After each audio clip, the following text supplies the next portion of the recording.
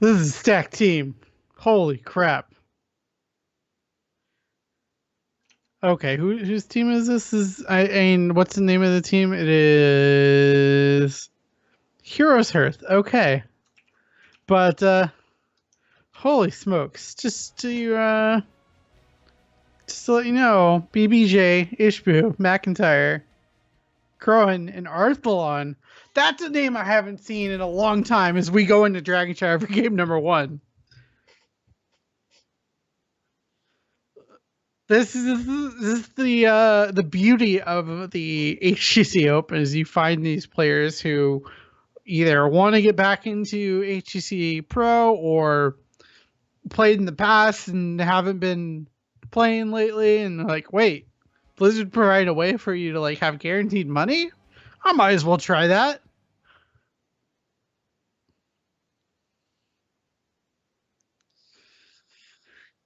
Yeah, that's rough.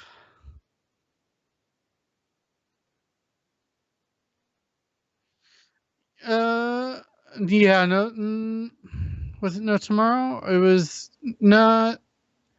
Who was it? I can't remember now. I have to look it up. I'll look it up and we'll yeah, exactly. Chat will be screaming at us. I'm sure. I don't remember for some reason.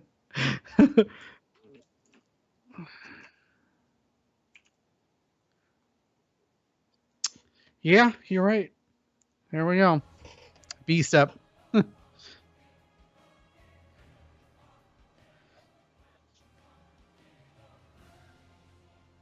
I think that's 2+2. Yeah, that's that's a step up from your first round opponent. Unfortunately for them.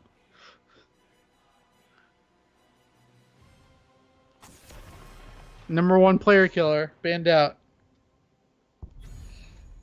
So Genji beating banned out, showing that these two teams are definitely going more towards the meta than we saw their last picks. And Ariel does get picked up here for 2+2, which is a really strong pickup, and it really doesn't communicate anything about how your team is going, which is kind of nice this early on in the draft.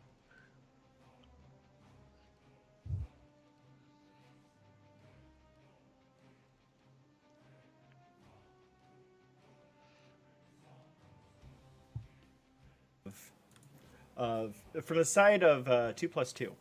Mm-hmm. Yeah, and next 2 picks going to here's Hearth as they have their pick of the litter right now, and we can see some global heroes. Dahaka definitely has some big strengths here on Dragonshire. We'll have to see though. It is going to be, oh my goodness, That was quick. Garrosh. Oh, I love this already. And Arthalon's going to be on the Garrosh, I assume. And that was some weird preemptive as we posted the SM Orc in chat. And now Garrosh gets picked up. Oh my goodness. I haven't seen Garrosh really in high level play, so I'm really curious to see how it does play out for Heroes Hearth. Yeah, this... God, what kind of comp do you draft around a Garrosh, though? Like, his dispositioning with his toss is going to be insane. So if he gets on anybody at all, you know they're going for a ride. Yeah, they really are, and not a oh my goodness. This is a very unique draft already. Is Stitches does get picked up, not too out of the ordinary, but Lunara we don't see nearly as often as we have in the past. So providing that extreme poke damage, and maybe that's just in response to Garrosh here. Garrosh can't toss you if he can't get to you. Yeah, I suppose that's true. And Lunara is an excellent battery for the Ariel. So we'll see how this turns out for 2+2. I mean, I'm just gonna be blunt. Looks like we got some McIntyre subs in here. Spam them frogs, boys. Really, we're gonna. What kind of banner would you expect out of Heroes Hearth against this particular comp. Well, I think I'm not going to be able to say it in time because there's really low on the time left in the bank, and it's going to be the Falstad does get taken out, limiting that damage from their available picks. But now 2+2, they have the option to really nail down some damage. Maybe a melee DPS of some kind. We've seen Alrek in the previous series, and we haven't seen too much else. But I feel like that might be what they want to target, because that's what really pairs up well with Garrosh, is someone who can jump immediately onto that target that he's able to throw. Yeah, definitely. So we might be seeing a gray main band come out, perhaps. I'd like to see another tank on the side of Heroes Hearth. So, yeah, I do not think Garrosh solo tank is in a good enough spot. There's the Dahaka band. Dahaka would have paired incredibly well with Garrosh right there. Toss him back to the Zerg and let him drag him back further. Him in. Yeah. Use that grip there, and we'll have to see the two next picks for Heroes Hearth, as they're really going to show what their lineup is here. And oh my goodness, it's going to be D.Va. They're just having fun right now. Yeah, this is. I feel like Heroes Hearth knows that they have the potential to just kind of win this game. I don't know if they've. I haven't looked at the stats. I haven't seen them play 2+2 just yet, but you can tell with this draft alone, they're feeling really confident about their picks right now and their potential to win this match. However, on the D.Va note, I like what it brings. It brings a lot of shrine control with them. That bomb, you don't want to get hit by that bomb at all.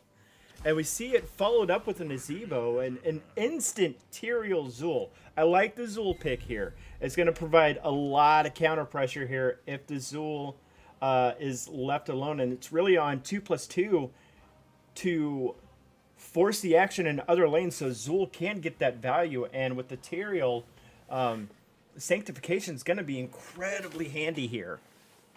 Yeah, Sanctification is going to be absolutely huge for this team. And yeah, if Zul can get into a lane and really push it out, that can be an avenue of victory for 2+2 going forward.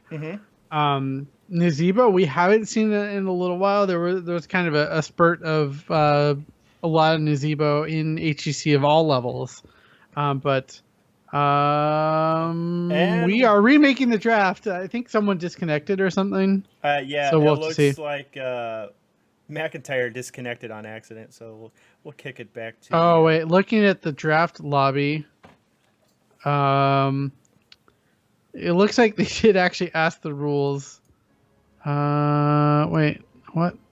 All right, I'm sorry. I'm catching up on the we don't see the draft chat in the draft for observers, so I'm catching up on all of this. But we're getting back in the draft. I think there was just some confusion over Garrosh being allowed or not, and they got two different answers. So I think we got that. I think we got that cleared up. But we will be getting. I think the draft will go very quickly here, as I think they just decided to do the same picks. Yeah, that would probably be the safest solution, really, going forward. Be the quickest solution, honestly. So I don't even remember what exactly the drafts were. It was Tastar, Genji Band, then a first pick Ariel on the side of 2+2. Yep. So and then Uther, Garrosh. Yeah, but who do you replace the Garrosh with? Was it for sure that he wasn't allowed? I can't. I didn't know. I didn't read what was decided. I guess we'll find out real quickly here. I did not know. Oh my goodness. I did not catch the chat quick enough to see. I think someone said that 2 weeks was technically tomorrow. So yeah. Okay. So it's the Garrosh with the Anubarak. That fits just as well. Man, I was excited. I was excited to see some Garrosh, but yeah, rules are rules. You gotta abide by them, and I think it's good that both teams just decide to remake the draft and go forward from this. So, how does this change the draft though? It doesn't at all yet for 2+2 as they go with Lunara Stitches once again. I don't think it really changes anything. I mean, Garrosh has, control with being able to throw people, slow them down, with the body check if they talent into that. Anubrak pretty much brings the same thing minus the toss. Mm. So yeah, similar toolkit being brought to the table. So the other two picks that they had were Diva. Yeah, that's right, Diva, and the boy, I am having a hard time with my short-term memory. Apparently, do you think they still go with Diva though? I would personally. I don't see. I don't. We got a big body in Nubarak just. And he's more than capable of delaying. Mm-hmm. They're more than capable of delaying it. So we'll see. We'll see what they go with. There might be some minor discussion going on between the teams in the draft lobby about if they should stick with their original picks here or not. We'll see. The Nazebo and Jaina come out instead, and I like that. I mean, Lunara, she does have that movement speed trait, but if she gets caught by a Jaina with a Frostbolt or something, then Lunara's going to have a really bad time because she will get caught by the zombie wall, and you never want spiders crawling all over you while you're surrounded by a horde of zombies. Yeah. And Jaina on this, she's just able to provide a bunch of poke, be able to interrupt some of these, some of the movement around the shrines as go to channel those. And we'll have to see these last two picks from 2+2. Well, we might see something different instead. They take the Diva and the Zul this time. So the ruling was they needed to redraft from the incorrect pick. Yeah, and so that means all picks after that are up for change, and we do see a little bit of variation, obviously with the Jaina getting picked up here on the side of Heroes Hearth, and the Diva going to 2+2. Yeah, definitely, and the rule still applies to Zul here. If 2+2 can provide enough pressure onto other lanes, Zul's just going to get an incredible amount of value. And I'll be honest here, the wave clear on Heroes Hearth kind of weak. It's lacking a little bit, definitely. I mean, yeah, you have Jaina with the Blizzard to clear out lanes, but I mean that's pretty hard. Oh, there we go. There's some wave clear for you.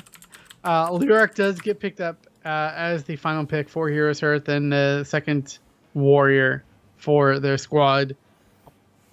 Yeah, really, this is a really nice, stable draft coming out from Heroes Hearth, and this is the onus is on 2+2 to rise to this occasion.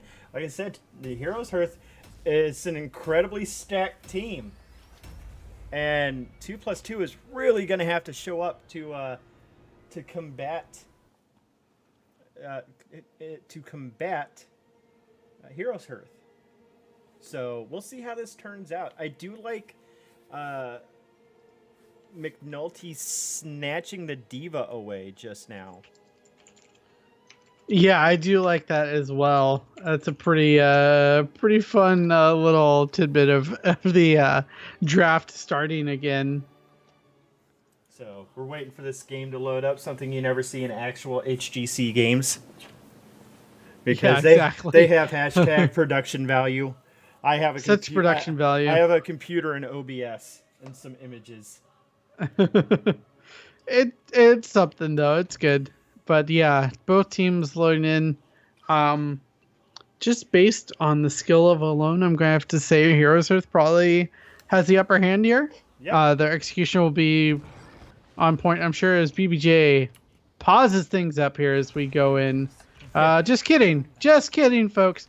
On the left side is Heroes Hearth.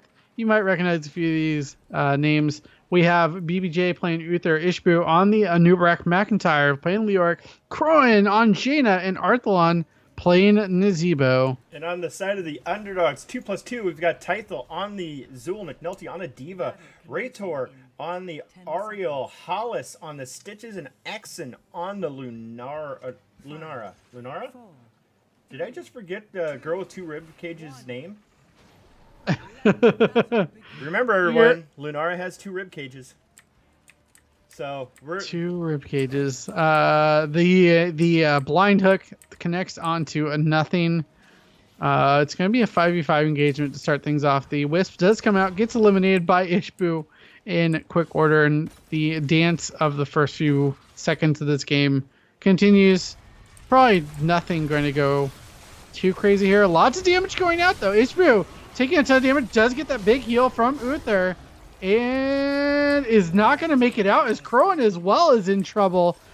Down to 150 health is, wow, the damage output from 2+2 was pretty significant. And Leoric does get punished or pushed away from the Ariel to make sure Ariel survives that. This Ariel was getting chased down and nearly lost her life. Yeah, that was very, very close on the... That could have went a whole lot worse for Heroes Hearth, but 2+2 definitely showing up. That was an incredible little team fight they had just now, as we see Corrin now eliminating that wave. You never want to see your tank die right out the gate. And looks like Ariel's going to secure the shrine on the side for 2+2. And we see Tythel in a little bit of trouble, pops his bone armor. And we see the defensive matrix come out of the side of the Diva just now, bumping McIntyre, saying, hey, what's up? And McNulty in a bit of trouble. Diva's going to pop out. The zombie wall misses. Has to pop his Wraith Walk in order to get away from Zul's bone prison just now. That top shrine is still unsecured as we're looking at the bottom now. As bottom. Nubrak goes in on the Stitches. The clap comes out. Blizzard from Jaina hits once, misses the next 2 times, and we see Zebo and kill. Zool get taken out in the middle of this. They kill each other up top. Ugly little 1-for-1 right there. So we are we're going to continue on this bottom action, but Heroes Hearth does control both shrines right now. We see Diva and okay, no, okay. I was like, why is Diva moving away from the center? But in the bottom lane, obviously they did take back that shrine, so it's going to go in their favor now. 2+2 is going to be able to potentially pick up the Dragon Knight, but probably too early to really get a Dragon Knight here, as Diva is getting turned on by both Leoric and the Nazebo. And taking a quick look at Nazebo's build, already Arthalon is almost halfway through Widowmakers. Good Lord, that is absolutely insane. 44 stacks on that Nazebo already, and Blue controlling both shrines, but Devo with that AoE auto attack is able to actually just press them both off, pops the bomb. Not going to hit on anything, but the stuns were gone at this point, and there was no way to stop Diva from getting back in the mecha. Yeah, the stun actually did hit a little bit on the demeched Diva, but it's just the damage wasn't there. The consecutive stuns wasn't there to really secure a kill. And yeah, the mech returning to Diva. And this poke bottom lane is really doing some damage to Heroes Hearth. This both BBJ and Crowan are really hurting for life right now. Yeah, this I'd like to see someone try to come in and clear this middle wave out. We do see Zool coming in the mid, but on the bottom, another brawl breaks out for this bottom shrine. Nobody on 2+2 in time to claim that Dragon Knight, and Heroes Hearth ends up taking it back safely, and now they're going to have control of both shrines.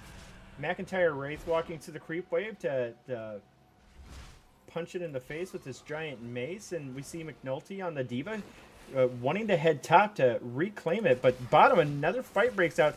Lunara just getting some incredible value with those that poison damage she puts out. Oh, Stitches in a very bad spot in the zombie wall. He's going to go down between the spiders and the cold. He's left shivering in the dark. Yeah, Stitches does get taken out. McIntyre trying to take this dragon.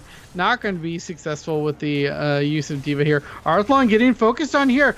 Taking the brunt of Zul's damage, is going to get taken down. And in this bottom lane, we have an engagement as well, as now Ariel is in quite a bit of trouble. D.Va gets eliminated in the midst of this as well. Action all over Dragonshire. We do see Holy Fire on the side of Uther. He's got sick wave clear now, don't you know, with that Holy Fire. Sick wave clear from the Uther, but looking at builds, Arthlon, jeez, he is almost done with the Widowmakers at level 1 at 83 stacks currently. Jaina, played by Crowan, going for the Q build, so a lot of damage coming out from that Frostbolt as it comes out. Now, I'd like to comment that despite Zul dying, 2+2 is performing incredibly well against, these former pros. They are playing out of their minds, given who they're up against. And we see McIntyre and D.Va. D.Va just simply not able to put out enough damage to even damage Leoric against the Drain. Oh, the hook goes on to the Uther, but not enough damage coming out from just Lunara. Taking a look at quest talents, though, Zul on the side of 2+2, almost done with that Jailer's build.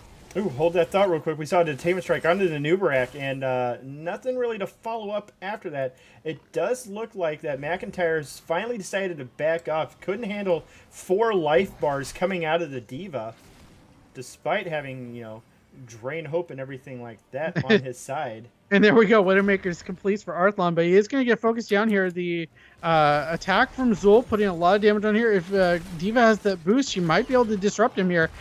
Isn't able to get him out of lane, though, and he's able to walk back. Ariel gets dropped in the bottom lane in the midst of this, as well as Stitches. And who is that in the cocoon? That's got to be Lunara, and Lunara gets eliminated as well. Oh, what a beautiful leaping strike to get out of the range of that stun. That was genius. Oh, wow. That was threading the needle, to say the least. That's all you could really call that.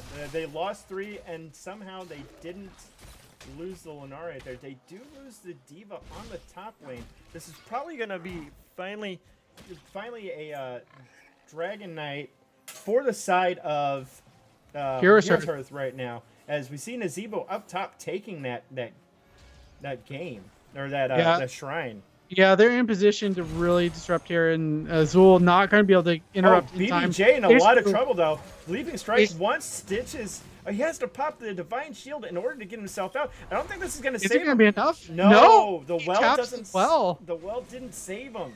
But the Dragon Knight, yeah, they get the Dragon mid, and Dragon Knight.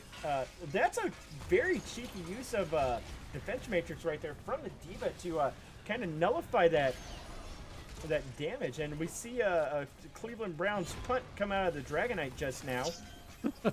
Yeah, he hits on the Ariel, who's full of hope right now, and a huge shield coming out. But yeah, these heroics did come out. Nothing too out of the ordinary from either team. The D.Va does go with Bunny Hop, though. It's traditionally, I feel like we don't see that as often as level 13 comes online for Heroes Earth, and they get to pick up Icy Veins for Crowan. Just a scary amount of damage that can come out of the Jaina very quickly. Yeah, for sure. This is just going to be an insane amount of damage. You'll see the Nubrak try to Bunny Hop comes out. Lunara is in trouble here in the top lane. Again, using that in the bottom lane, leaping strike again used to big effect. Oh, they lock down the Stitches. The Aegis comes out, but it's not going to be enough to save him. The Ring of Frost connects on no one. D.Va gets back into that mech, and they're going to continue engaging here. Oh, a great boost away, though. The Cocoon does go down onto the Ariel, I believe. Yeah, Ariel does get stunned out, though. Full of hope, though. Is able to get a big heal, but it's not going to be enough, as D.Va is going to get T-maxed once again. I think the poison damage will be enough to take. It is going to be enough.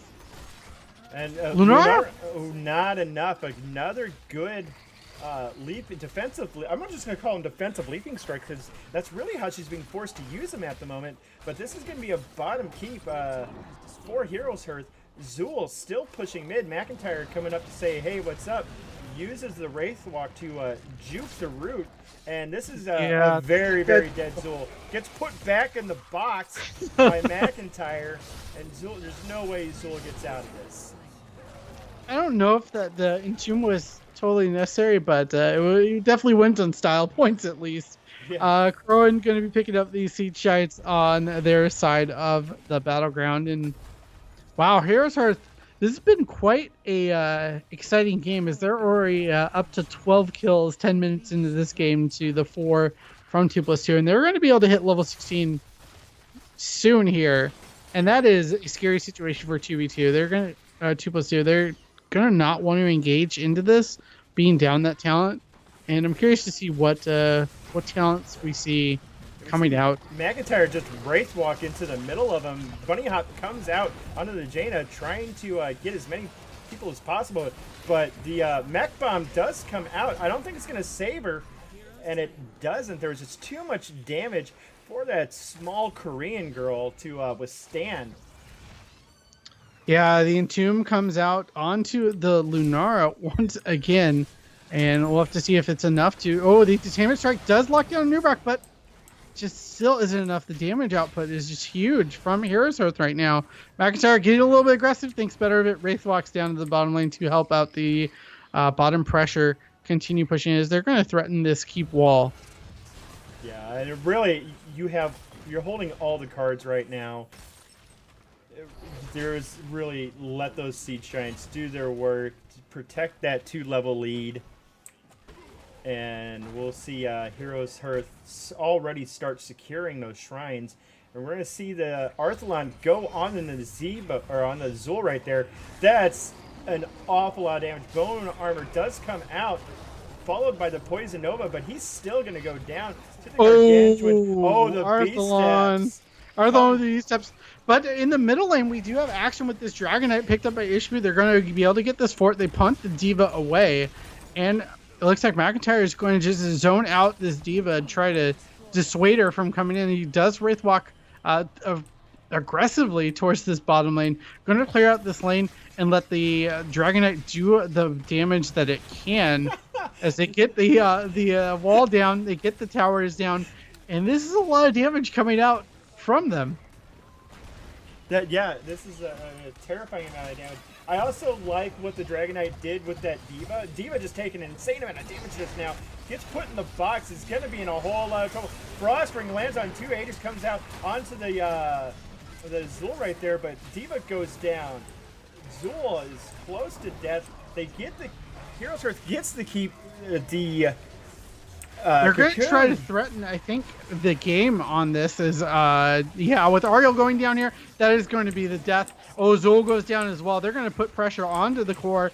If Ariel had survived that, I think they might have dissuaded them enough, but Lunara has to Hearth back to try to get the hell to be able to engage here. Stitch is just doing what he can. Is the core drops so quickly here. 10%. It is going to be game number 1 going for Heroes Hearth.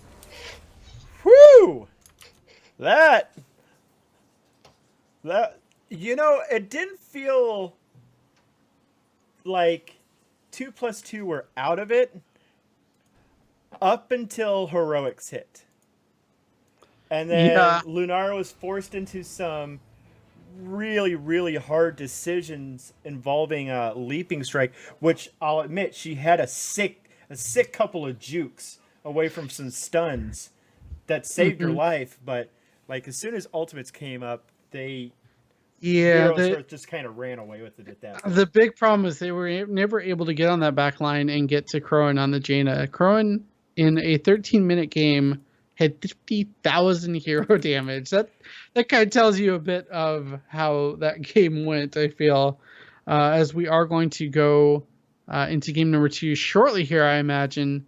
Thank you all of you joining us from members of the all the heroes on this Heroes Hearth team community. I know Crowan put out a tweet about it, and then McIntyre seeing some of the subscriber emotes there. So thank you guys for joining us.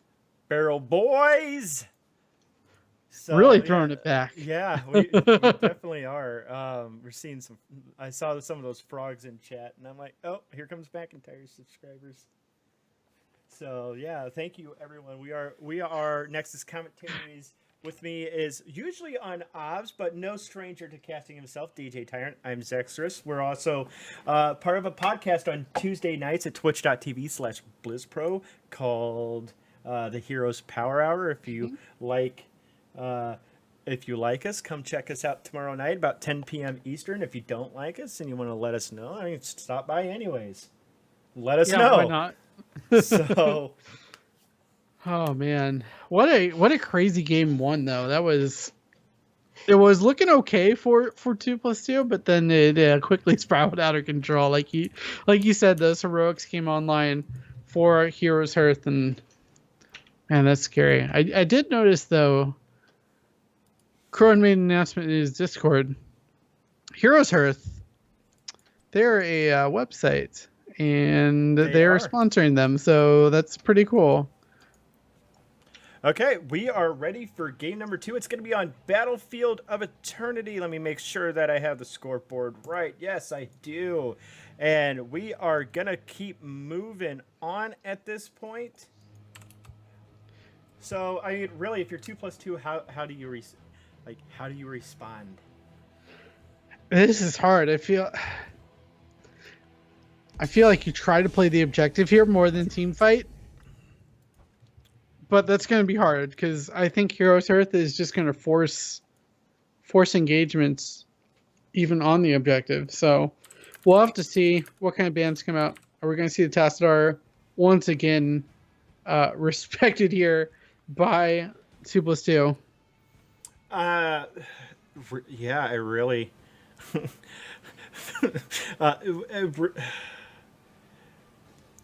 with the skill level of Heroes Hearth, it almost drives you mad trying to figure out, what do I ban here? Like, really, to me, ban Tassadar, ban Vala, ban Ariel. Ban one of those three. Don't let them get that Holy Trinity. Don't let either side get the Holy Trinity, as we call it, the Ariel, Tassadar, Vala, because then Vala will just never die, and she'll be able to just get tons and tons of damage out on the Immortal, into team fights. Because Vala, the Monster Hunter build, is the go-to build on this particular map, and with the skill level of some of these players, you know that it's going to be utilized to the maximum effectiveness. Yeah, absolutely. And we do see Tassadar does get banned out. So Uther, Tassadar, focus, the sports being the focus once again for our first round of bans on Battlefield of Eternity between Heroes Hearth and 2+2. What's the first pick here? I mean, you got to get something that's going to be able to contest the objective at least. Is that Artanis? Maybe? But we saw that not work very well in that first series. I really think you just play safe here. I think the Ariel pick isn't incorrect. You have other options later down on the draft for damage. We see Greymane. That's a good option to put damage in team fights, damage on the objective. Greymane, nice solid pickup. Over under on Vala getting picked up here for Crowan. Although, actually, I feel like with Greymane, you kind of getting picked up, you can kind of leave Vala for the next pick. Or I guess you risk it getting banned out there, but Crowan's hero pool is big enough that I maybe I'm wrong about picking up Vala this early. Yeah, that might tip your hand a little bit too much, but you got 2 picks coming up here. Tyrael and a Rhaegar. Wow. Right, that's 2 really solid pickups on the side of Heroes Hearth this early on. It's a little different than I was expecting, but we did see a little bit of a different comp than we're used to seeing in this meta in that first game. So I guess I shouldn't be too surprised, especially this early on in the bracket. they're I would say Heroes Hearth is pretty confident. We see. I see. We have Corin in the chat now, and we see the Arthas and Alarak. And now, if you remember, game 1 with 2+2, they used the Arthas and Alarak to great effect. So they're this is a pretty similar draft to game 1 for them. So they're definitely going with what they know. And the early game showed that 2+2 could indeed hang with Heroes Hearth. So we'll see how this turns out, but this is definitely going to rely on 2+2 holding that objective. So. Yeah, and I'm actually looking at the rankings for HGC Open. Heroes Hearth, I think they're number 2 currently with 360 points. So they're looking pretty right now. As Vala does get banned out, kind of as expected. But 2 picks here for Heroes Hearth. Yeah. Really, that was a really smart ban coming out of 2+2 right there. You definitely don't want to deal with it. Oh, no. Oh, no. So is this a Corin Li Ming? I would imagine Corin is playing Li Ming here and really showcasing his skills on that hero once again, as we do see Abathur Stukov, the first Stukov we've seen tonight. We've both talked about, I think, how strong Stukov can be, and oh my goodness. Oh no. This is going to be dirty. Medivh portals with Butcher is a terrifying proposition to deal with. Yeah, this is a nasty draft, and with Tyrael in the mix, Tyrael, note, is solo tanking this game. So, which is very interesting because you usually see him paired with somebody else, but with Sanctification and portals, everything like that, you've got a wide range to drop that Sanctification for Butcher to just go absolutely ham on people. So we're Sank portals and you're shielding from the Medivh. This is legitimately a filthy draft coming out of Heroes Hearth, and with the changes to Butcher, like he's gonna, with Avatar being baseline, yeah. You know, eight kills and McIntyre's topped off. So fingers crossed for 2+2 right here. They've definitely. I don't want to say it's an uphill battle, but it's an uphill battle. So we'll go ahead and introduce the teams, Mr. DJ Tyrant, if you will. Yeah, on the left side, we have Heroes Hearth. It is a BBJ playing the Rhaegar, Arthlon on the Medivh, Ishbu playing Tyrael, Crowan on Li Ming, and McIntyre playing the Butcher. And on the side of 2+2, we got McNulty on the Greymane, Axon on the Abathur, Tythel on the Alarak, Rhaetor on the Stukov, and Hollis on the Arthas. We cannot tarry. Oh boy, they're going full force into this top lane Heroes Hearth is, and that's going to be a unpleasant surprise for this Greymane. Is able to back off from this. Arthlon, what are you doing, buddy? What are you doing? So cheeky. So cheeky. Oh my goodness. They really wanted that Abathur right out the gate. Punish him for being a little too close to that gate. That... Arthlon, calm down, buddy. What are you doing? Oh my goodness. But we're getting into a more standard game now. Is both teams just soaking lanes, getting back to the normalcy of Heroes of the Storm. It's interesting that we have a 2-1 lane up in the top with a 3-4 in the bottom. We do see McIntyre on that Butcher rotating towards the bottom to help put some additional pressure on this lane. Oh, that's going to do some damage right there, but Stukov with that extra healing heals it up instantly. Oh, nice root onto the Arthas. The silence comes out on him. He takes about 20% damage right there. But Butcher is Butcher, and Butcher is fine. Yeah, Butcher did take the block at level 1, so able to take some damage off of those autos. But we are seeing actually Stukov. Okay, before we have an engagement in the bottom. Alarak taking quite a bit of damage, but turns around and punches Butcher in the face.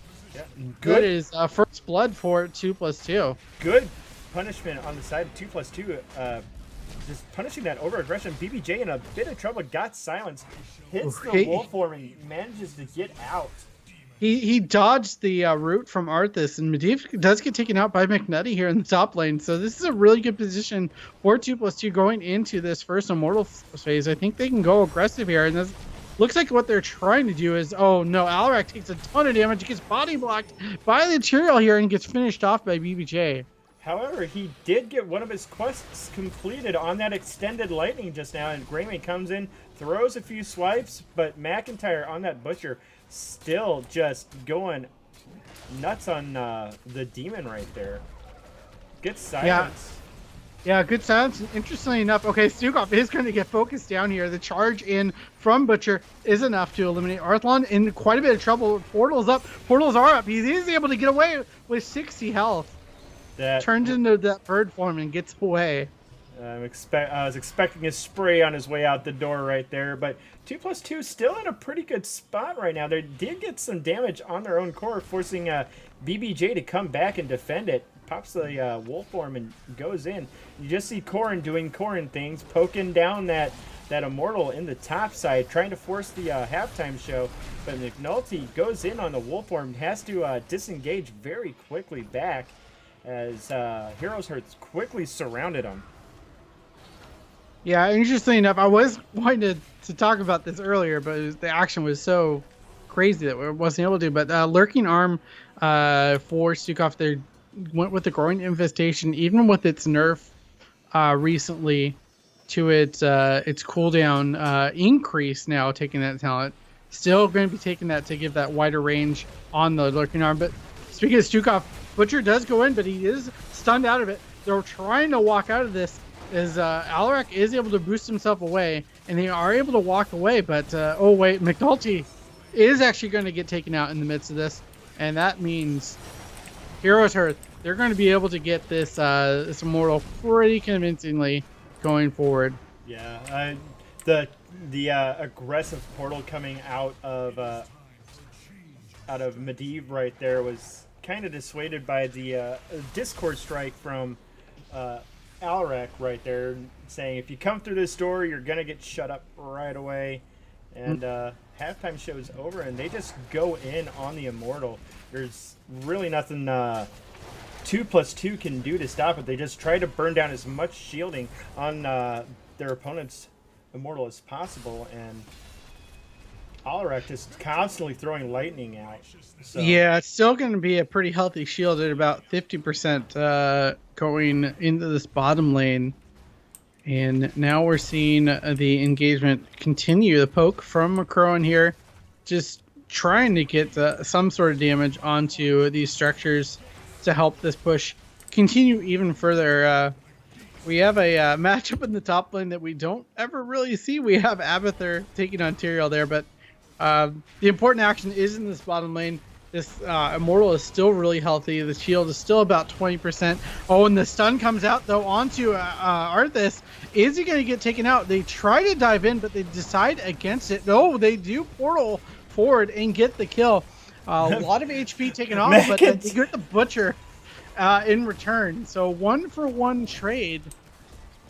And this is going to be a fort going down, I think. No, it is going to get spared here for now, at least, unless Heroes Hearth decides to push this. Yeah, no. Oh, a great push by Alarak, though. Almost is able to get him out of range of the portals, the Medivh there, but just able to get the portals down in time and get out. And they're going to take advantage of this mismatch of numbers and take this bottom camp. Yeah, pretty safe on the side of 2+2. I mean, this is actually a pretty close game, but we're seeing the Butcher charge in, get silenced up. Raytor about to go down on a Stukov. McNulty also in a lot of trouble. He goes down as well. That's more meat for the Butcher. Butcher's so hungry right now. He's going in on title, and he just got 4 stacks of meat. He's probably got that quest finished by now. He's at 199. He's just finished the quest right now, so McIntyre bringing the power of the Butcher online, and I thought that was a relatively safe camp before 2+2 to take there, and clearly it wasn't. And the hyper aggressiveness of Heroes Hearth was able to really punish them for that. And McIntyre going to try to put some pressure onto this fort, not going to be able to finish it off, and backs off a little bit with that glowing axe of his. That's a scary thing to be seeing against you. Yeah, now Butcher just starts getting bonus damage every time he kills a hero, and that's just absolutely scary. If it's a high kill game, then it comes close. It's almost, if a charge lands on somebody, that's almost an instant kill. Yeah, pretty close. In the top lane, we do have Arthlon in a little bit of trouble. Does put the portal down. He's able to get behind those towers and keep himself safe. As heroics are now online for Heroes Hearth. 2+2 really needs to soak here. They can't even. We've got Bloodlust. We do have Bloodlust coming out, and I really like this. And I like what Heroes Hearth is doing here. They're ignoring the objective, going for this bottom keep, and forcing 2+2 to respond here without heroics. They're having to engage here, and it's not going to be good. Here comes the Bloodlust. Here comes in Arthlon or McIntyre onto the Arthas. Almost gets him down, but they're not able to get anything out of this. Ooh, Tythel eats an arcane orb to the face as Jimmy's dying from the effort of calling all that action. Heroes Hearth ends up backing off, and they're going to go grab that objective. As we see this Abathur play incredibly far forward. He needs to be careful. Yeah, he is actually going to Hearth back. Did get a little bit of pressure in this top lane.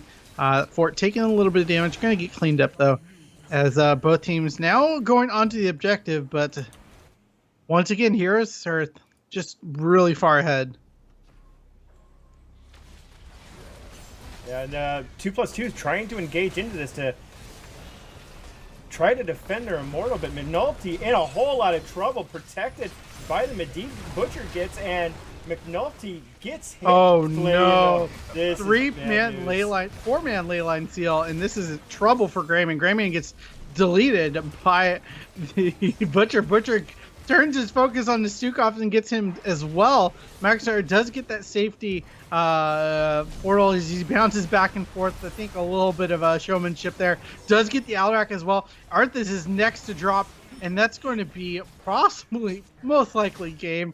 And the standard Kerwin laser of circles, I guess you could call it, that he always does on the Leeming. They're going to finish off this Immortal. They're going to be pushing this top lane pretty hard.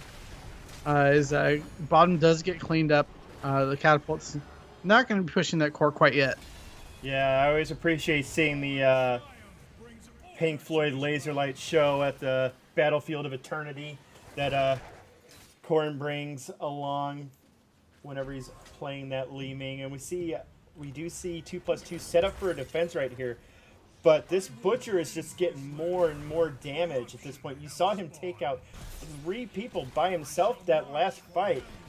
Expect a Portal Saint to come out here maybe. He goes in. Sanctification does come out. McNulty just drops. Flailing Swipes comes out. The silence goes on the Alrak. He's going to fall. We see another charge come out on Raytor. Can he get the Arthas? Yes. Corrin just going nuts with the laser beams. Gets resets for days on the Li Ming. McIntyre ignoring the Arthas at this point to go run through the portal. Raytor in a lot of trouble. Stukov dies. And all that's left is lonely Abathur. Abathur digs away, is able to get out of dodge, but I don't know if that's going to help him in the end. Greymane getting engaged upon by McIntyre. McIntyre really pushing his luck, I think, a little bit there. Does back off, but look at the amount of catapults pushing onto this core. This is a lot of damage. We still have the Immortal pushing this top lane. It's going to be able to get this keep. The Mule does come down from Abathur. It's going to get cleaned up very, very quickly and have absolutely no value. The counter engage does begin here. McIntyre did have to back out, so they're going to back away at a 4v5 here. Which is interesting. They're up 3 levels currently in a talent. Yeah, and the really bad thing is that 2 plus 2 is almost 2 levels down, or 2 talents down, not 2 levels, 2 talents, and that's just a dominating lead on the side of Heroes Hearth. And Heroes Hearth coming in for that invasion. It looks like Butcher's gonna. I charge it. Nope, McIntyre decides better against it. I And think without Holy Ground, you don't really invade that. Holy Ground will be coming online in just a second. Level 16 for Tyrael, and yeah, this is. Oh, they're going top lane. They're going in. A lot of damage onto the Medivh though, but they're able to counter engage and a 3-person leyline seal. They're able to get a kill there. There's resets for Li Ming, and the damage continues forward. They lock down the Alarak. The judgment or the shield comes down from Tyrael, and they're going to continue pushing this. Leech King is going to get taken out. Goodbye, Sukov. Goodbye, Alarak. This should be our game here, and the series going in favor of Heroes Hearth as they put on a dominating performance here on Battlefield of Eternity. yeah, absolutely. That was just crushing on the side of Heroes Hearth. And really, did you expect any other kind of result from this stacked open lineup? Yeah, it's hard to expect much less from them. And they did it in kind of fun, creative ways that you don't necessarily see at some of the other tournaments that we see in Heroes of the Storm. Yeah, no, definitely not. So, with that, with that, Heroes Hearth advances on. Good games to 2+2. It was really fun watching them play tonight. Good luck next week, of course, and stick around. We'll have another match coming up for you shortly, as soon as I am able to get another team. I'd like to try to follow Heroes Hearth at this point, but that might not be possible. So enjoy some music for now, and we will be back in just a little bit, or maybe not. Depends.